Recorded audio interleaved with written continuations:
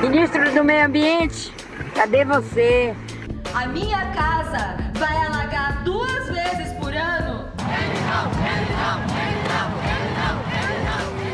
Eu vou até o fim. Me chamo Renan Montenegro, eu trabalho com cinema profissionalmente desde 2011, eu digo, foi quando eu comecei a trabalhar nos primeiros filmes profissionais, né, embora ainda fosse estudante de cinema. Sou formado na UNB, em comunicação social com habilitação em audiovisual, e tenho uma produtora chamada Rodolfo Ferro, que foi formada logo na minha saída da faculdade, junto com outros 2 sócios, Akira Martins e Elias Guerra, que estudaram comigo no UNB. E há quase 10 anos estamos aí tentando fazer cinema no Distrito Federal. Maravilhoso, maravilhoso. Legal demais, é muito bom, a gente até estava conversando um pouquinho antes sobre isso, né? Eu acho incrível, né, vocês saírem da faculdade e terem uma proposta que dura 10 anos, né? Desejo mais pelo menos 10 anos aí pela frente para vocês. Obrigado. Bom, a gente quer ouvir um pouquinho sobre o filme, conta pra gente sobre o que é o filme, que mensagem que você buscou trazer para o mundo quando você concebeu o filme. O companheiro foi trabalhar no Médicos Sem Fronteiras. E o nosso filho tinha acabado de fazer 1 ano de idade. Então eu fui no intuito mais de fazer o dono de casa e o pai. Era um período, de fato, como é que eu posso dizer? Eram só 6 meses de contrato, né? Então havia essa perspectiva que seriam só 6 meses de Boa Vista.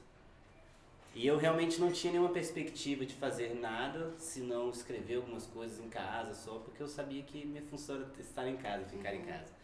Mas quando cheguei lá, percebi o tamanho da coisa e como era um episódio que na verdade faria parte da história da América Latina.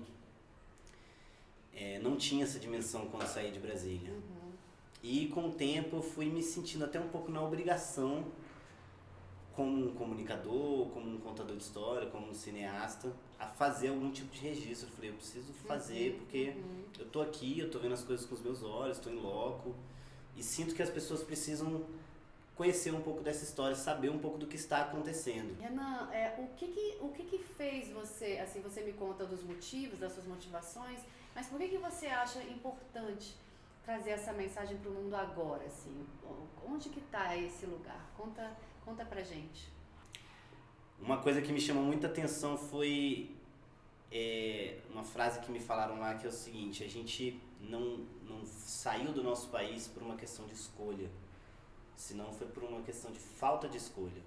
Imagina essa temática que você está trazendo, essa problemática que você está trazendo no seu filme daqui a 30 anos. Como é que o mundo vai estar dentro dessa perspectiva, tá? Dessa problemática.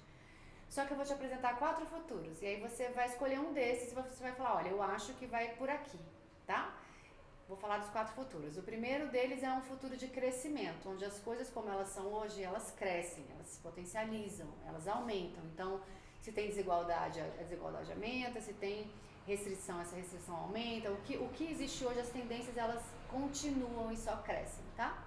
Um outro cenário que é um cenário onde começam a existir muitas regras, seja por algum impacto ambiental ou enfim, alguma questão política, uma mudança drástica, uma pandemia, e a gente começa a viver um processo de restrição, de muitas regras.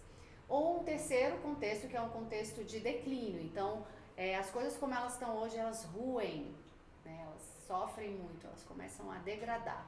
E um quarto contexto, que é o contexto da transformação. Então, as coisas que existem hoje, elas deixam de existir porque elas se transformam completamente em algo novo, tá? Não necessariamente positivo nem negativo, mas é uma grande transformação, né? E aí, sintetizando aqui para você, a ideia quais são as imagens que te vêm à cabeça de daqui a 30 anos? E que tipo de futuro é esse, desses 4 que eu te falei, né?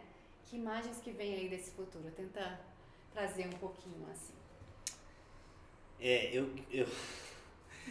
Eu confesso que eu ando numa fase um pouco pessimista, assim, da vida, e eu preciso ser sincero com relação a isso, né? A ideia é essa. Eu queria muito acreditar que a gente passaria por ações transformadoras, mas eu acho que seria um futuro mais de crescimento mesmo.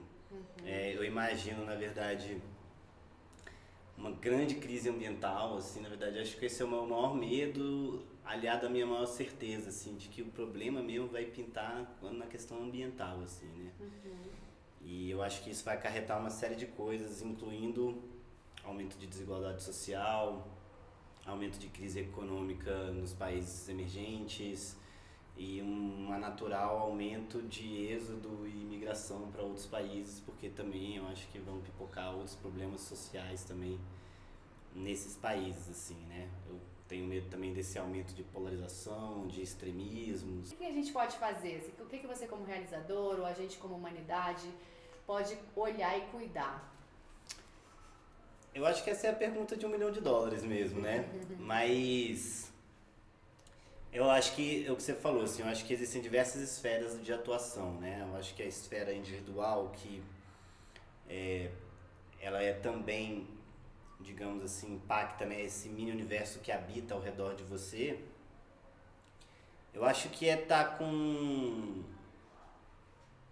dialogando muito, assim, né? De fato, eu acredito muito no poder do diálogo, da conversa mesmo. Eu acho que nesse sentido as coisas mudam muito mais fáceis, né? Do que, por exemplo, a simples não aceitação do diferente, mesmo que você tenha plena certeza de que você está correto. Pô, que massa, adorei. Muito legal te ouvir, Ana. Mensagens muito poderosas. Eu desejo muito sucesso com o seu filme. Obrigado. Com a sua carreira, com todos esses seus projetos aí que você ainda vai botar no mundo.